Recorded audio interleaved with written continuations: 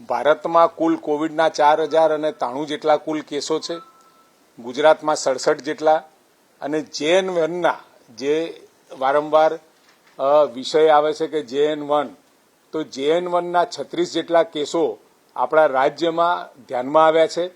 આપણા ત્યાં GBRCમાં 4000 test genome sequencing per day કરી શકીએ એ પ્રમાણેની કેપેસિટી છે.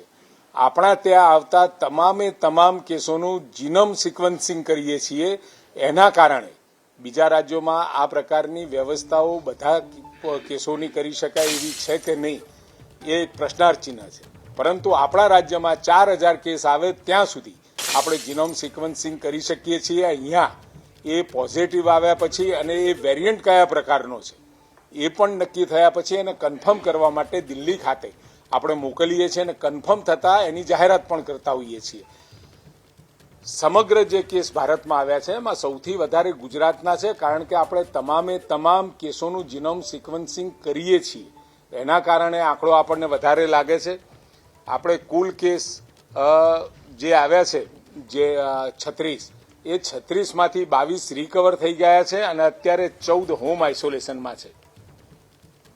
કુલ ટેસ્ટ આપણે ગઈકાલે 27મી ડિસેમ્બરે 844 કર્યા, એમાંથી આપણી પાસે 14 કેસ આવ્યા છે.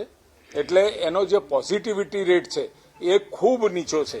અને સાથે ડિસેમ્બર મહિનામાં આખા મહિના દરમિયાન 8426 આપણે ટેસ્ટ કર્યા, એની સામે 99 જેટલા કેસ કોરોનાના આપણને માલુમ પડ્યા છે. આનો આપણે જો ડિસેમ્બર મહિનાનો પોઝિટિવિટી રેટ કાઢીએ તો 0.86 જેટલો જ થાય છે.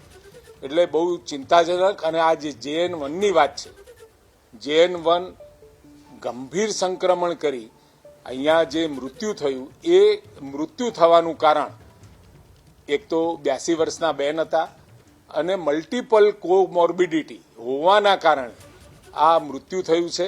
બાકી લગભગ હોમ આઇસોલેશનમાં જ સારવાર દરમિયાન સારા થઈ જાય છે. અત્યારે કુલ 3 કેસ આપણે હોસ્પિટલાઇઝ કર્યા છે, એમાંથી એક રિકવર થઈ ગયું છે અને હાલ 2 કેસ જ હોસ્પિટલમાં છે.